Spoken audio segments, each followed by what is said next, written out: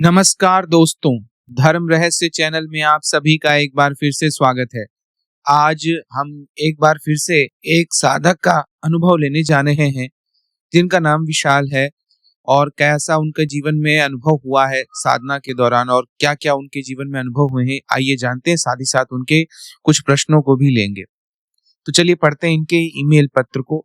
नमस्कार गुरुजी, सादर प्रणाम। मैं आपका शिष्य विशाल हूँ।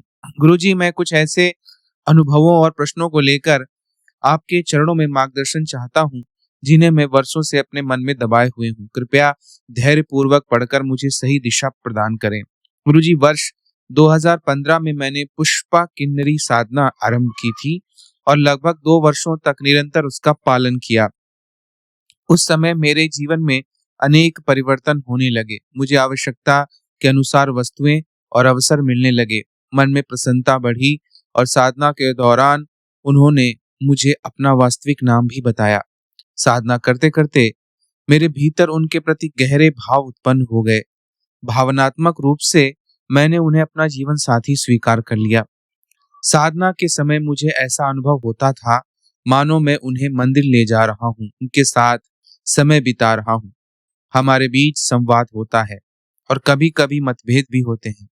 आज भी मैं स्पष्ट रूप से नहीं समझ पा रहा हूँ कि यह सब कुछ पूर्णतः वास्तविक था, आंशिक रूप से मेरी चेतना की अनुभूति थी। गुरुजी, मुझे प्रत्यक्ष सिद्धि प्राप्त नहीं हुई। उस समय मैं एक ऐसे घर में रह रहा था जिसे लोग प्रेत बाधित मानते थे। वहां नकारात्मक शक्तियों का प्रभाव था। साधना के समय अनेक विचलित करने वाली घटनाएं होती थी। मंदिर कक्ष में ध्यान करते समय घर में असामान्य गतिविधियां, भय उत्पन्न करने वाली ध्वनियां, मानसिक और शारीरिक स्तर पर बाधाएं। गुरुजी, मार्च 2018 में एक अत्यंत भयावह घटना घटी। कॉलेज जाते समय मेरे कानों में एक स्त्री का स्वर बार बार कह रहा था कि यह तुम्हारे पिता को देखने का अंतिम दिन है, उन्हें घर लौटने से रोको। मैंने पूरे दिन इन बातों को अनदेखा किया क्योंकि वहां कोई प्रत्यक्ष व्यक्ति नहीं था, केवल स्वर सुनाई दे रहा था। उसी दिन मेरे पिता कॉलेज से लौटने के बाद धीरे धीरे अस्वस्थ होने लगे। आश्चर्य की बात यह थी कि शाम तक वे पूरी तरह स्वस्थ थे, किंतु रात तक उनकी स्थिति अत्यंत गंभीर हो गई और अगले दिन ही उनका देहांत हो गया। वे बाथरूम के अंदर से कुंडी लगाए पाए गए और हम समय रहते दरवाजा नहीं खोल सके। जब तक दरवाजा खोला गया तब तक वे इस संसार को छोड़ चुके थे। इस घटना ने मुझे अंदर से पूरी तरह तोड़ दिया। विधि विधान के अनुसार 1 वर्ष तक मैंने किसी भी साधना को स्पर्श नहीं किया। 2018 के मध्य में पिता को खोने के कारण मैं भावनात्मक रूप से अत्यंत अस्थिर हो गया। इसी अवस्था में मेरा एक सहकर्मी महिला से एक तरफा संबंध बना जो 2019 के मध्य में समाप्त हो गया। इसके बाद वर्ष 2025 में त्रिवेणी संगम महाकुंभ के दौरान स्नान करते समय मुझे भगवान विष्णु का शालिग्राम प्राप्त हुआ, जिसे मैं अपने साथ घर ले आया। उसी रात जब मैं सोने के लिए बिस्तर पर लेटा तब मैंने अर्ध जागृत अवस्था में एक स्त्री को अपने बिस्तर के कोने पर उदास मुद्रा में बैठे देखा। उसका वस्त्र मानव जैसा नहीं था। उस समय मानसिक अशांति के कारण बिना अधिक सोचे समझे मैंने उनसे वहां से जाने को कह दिया। गुरुजी, जनवरी 2026 से अचानक बिना किसी प्रयास के किन्नरी का नाम और मंत्र मेरे मुख और मन में आने लगे। प्रारंभ में मुझे स्वयं समझ में नहीं आया। बाद में मुझे याद आया कि यह वही किन्नरी का नाम और मंत्र है। इतने वर्षों बाद यह सब पुनः सक्रिय होने के कारण मैं समझ नहीं पा रहा हूँ। वर्तमान में मैं अविवाहित हूँ। एक स्त्री के साथ विवाह की संभावना बन रही है, जिसकी पुष्टि ज्योतिषीय गणनाओं से भी हो रही है, किंतु इन सभी अनुभवों के कारण मेरे मन में कुछ गहरे और गंभीर प्रश्न उठ रहे हैं जिनका उत्तर मैं आपसे जानना चाहता हूँ। गुरुजी, कृपया मेरे निम्न प्रश्नों का मार्गदर्शन करें। मैंने जो स्त्री अपने बिस्तर के कोने पर देखी वह कौन थी? उनका स्वरूप मानव जैसा क्यों नहीं था और वे उदास क्यों थी? तो मैं आपके प्रश्नों के साथ में यहाँ पे जवाब भी दे रहा हूँ। जो आपने स्त्री देखी वह वही शक्ति थी जिनकी आप साधना कर रहे थे, क्योंकि वो जुड़ाव रहता है और वह जुड़ाव टूटता नहीं है। क्योंकि मनुष्य के रूप में तो हमारे से इस तरह के संबंध होते हैं वो बदलते रहते हैं, पर इनके साथ में ऐसा नहीं होता। जब भी हम किसी को छोड़ बैठते हैं तभी वो शक्तियां उदास हो जाती हैं। दूसरा प्रश्न आपने पूछा, इतने वर्षों बाद किन्नरी का नाम और मंत्र पुनः क्यों सक्रिय हो गए, इनका क्या संकेत है, मुझे इस स्थिति में क्या करना चाहिए? हम जिस आयाम में रहते हैं उस आयाम में जब किसी से संपर्क होता है तो कभी कभी रास्ते बंद हो जाते हैं, द्वार बंद हो जाते हैं। तो लंबे समय तक द्वार बंद रहते हैं और ग्रहों की स्थिति के कारण ऐसा होता है।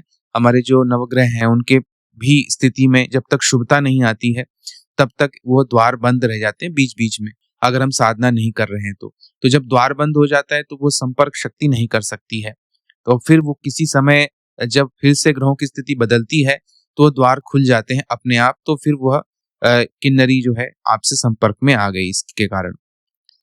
तीसरा प्रश्न पूछा, यदि मुझे इस संबंध में पूर्ण रूप से समाप्त करना पड़े तो क्या किन्नरी को कष्ट पहुंचेगा, क्योंकि साधना मैंने की, भाव मैंने बनाए और अब मैं चौराहे पर खड़ा हूं। तो आप अगर किसी से संबंध तोड़ देते हैं तो वो चीजें तो वैसे ही नष्ट हो जाएंगी, वो चीजें उसके लिए जो है, लेकिन पूर्ण विसर्जन विधि का प्रयोग करना पड़ता है।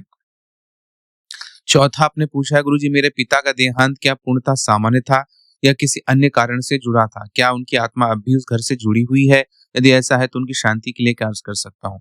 देखिए, सबकी मृत्यु का एक समय होता है और ये सिर्फ बात यहाँ पे थी कि आपको उनका अनुभव जो हो गया था कि उनकी मृत्यु होने वाली है, यह इस किन्नरी के माध्यम से ही हुआ था। इसने ही आपको स्पष्ट संकेत दिए कि अब पिता के जाने का समय हो चुका है। तो बाकी सबकी मृत्यु के अलग अलग भाव बनते हैं। हाँ, अगर परेशानियां जीवन में लगी हुई हैं, पितृदोष अगर लगा हुआ है तो उनके लिए फिर आप विभिन्न प्रकार की पूजाएं और विभिन्न प्रकार के अनुष्ठान कर सकते हैं, पितृ पूजाएं करवा सकते हैं। पांचवा प्रश्न आपने पूछा है, शालिग्राम की पूजा मुझे किस विधि से करनी चाहिए और किन बातों से बचना चाहिए? जब मुझे शालिग्राम प्राप्त हुआ तब मैंने भगवान वराह अवतार का साक्षात रूप 4 भुजाओं के साथ देखा था। वर्तमान में शालिग्राम पर कुछ चिन्ह धुंधले प्रतीत हो रहे हैं, क्या यह सामान्य है या मुझसे कोई त्रुटि हो रही है? तो अगर आपको शालिग्राम प्राप्त हुआ है तो उसका जो है अच्छी तरह से पूजन करके, प्राण प्रतिष्ठा करके उसको स्थापित कर लीजिए और घर में उनका पूजन कीजिए, इससे आपको फायदा होगा और धीरे धीरे आपको इसका फायदा देखने को भी मिलेगा। गुरुजी, मैं किसी भी निर्दोष सत्ता या शक्ति को कष्ट नहीं पहुंचाना चाहता। साथ में मैं यह जानना चाहता हूँ कि इन सभी बातों का मेरे भविष्य के वैवाहिक जीवन पर क्या प्रभाव पड़ेगा, क्योंकि साधना के समय ने किन्नरी को अपने हृदय से पत्नी के रूप में स्वीकार किया था। तो जी हाँ, इसका प्रभाव देखने को मिल सकता है, लेकिन अगर आप शक्ति का विसर्जन कर दें और विसर्जन शक्ति का जो विधि होती है उस तरह से करेंगे तो फिर आपको समस्या नहीं होगी, क्योंकि किसी का भी एक संबंध होता है, तो टाइम पीरियड होता है, उसके आधार पे ही जुड़ा होता है। इसके अतिरिक्त गुरुजी, मैं रचनात्मक क्षेत्र से जुड़ा हुआ हूँ, अपने करियर में भी उन्नति चाहता हूँ। इसी कारण से मैं यह भी नहीं समझ पा रहा हूँ कि क्या मुझे किन्नरी की सहायता लेनी चाहिए या इस मार्ग में पूरी तरह से अलग होना चाहिए। देखिए, किन्नरी की सहायता आप लेना चाहो ले सकते हो, अप्सरा की सहायता लेना चाहता हो ले सकते हो। दोनों रचनात्मक क्षेत्र के लिए अच्छी शक्तियां मानी जाती हैं।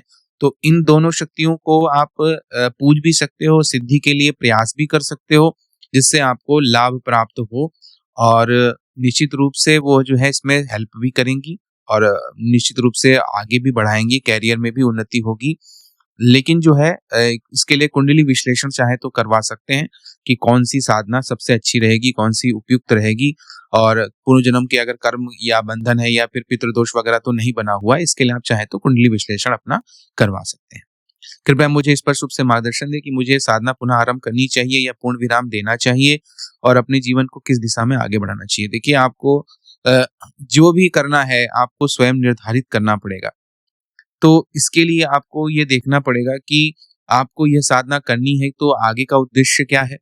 आप विवाह करना चाह रहे हैं तो आप विवाह के लिए जो भौतिक जीवन की पत्नी होती है उसके संबंध में आगे बढ़ना चाहते हैं, या फिर साधना अगर करना चाहते हो, साधना के एक क्षेत्र में आपको उसको किस रूप में रखना है, इन सब बातों को एक डायरी की तरह से तैयार कीजिए और फिर इसके में आगे बढ़िए, तभी आपको लाभ मिलेगा।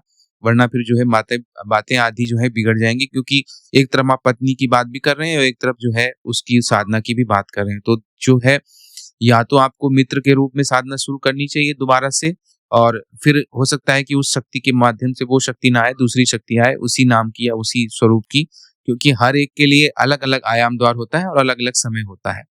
तो आप चाहें तो इस तरह से भी कर सकते हैं। आपका शिष्य विशाल, जय माँ पराशक्ति। तो जय माँ पराशक्ति आपको भी और सभी लोग जो भी किस तरह के अनुभव हैं, वो अनुभव भेज सकते हैं धर्म रहस्य चैनल को, साथ में प्रश्नों को भी पूछ सकते हैं और अगर अच्छा लगेगा अनुभव तो उसको प्रकाशित किया जाएगा और साथ ही साथ हम जो है कुंडली विश्लेषण का कार्य भी कर रहे हैं, तो कुंडली विश्लेषण भी करके उस समस्याओं को हल कर रहे हैं। तो उस समस्याओं के हल के लिए कुंडली विश्लेषण पद्धति का भी इस्तेमाल किया जाएगा, क्योंकि कुंडली विश्लेषण का बार-बार मैं इसलिए कहता हूँ क्योंकि हमको जो इस जन्म में हमको सबको जन्म मिला है, उस पिछले जन्मों के जितने भी कर्म हैं, उनका फल देने का अधिकार ग्रहों को दिया गया है। इसीलिए ग्रह ही बाधा भी बनते हैं, ग्रह ही सकारात्मक भी बनते हैं, यानी कि आपको आगे भी बढ़ाते हैं। तो आपको आगे बढ़ाने और आपको गिराने दोनों में ग्रहों का हाथ होता है। तो जीवन के लिए इसीलिए कौन-सी साधना आपके लिए उपयुक्त रहेगी, कौन-सी साधना उपयुक्त नहीं रहेगी, ये सारी बातें आप जो है कुंडली विश्लेषण के माध्यम से जान सकते हो। आपका पूर्व जन्म कैसा रहा है और आगे के लिए आपको क्या करना चाहिए, कौन-सी साधनाएँ आपके लिए उपयुक्त रहेंगी, ये सब कुछ कुंडली विश्लेषण के माध्यम से पता चल पाता है। आशा करता हूँ ये वीडियो आप लोगों को अच्छा लगा होगा। आप सभी का दिन मंगलमय हो। जय माँ पराशक्ति।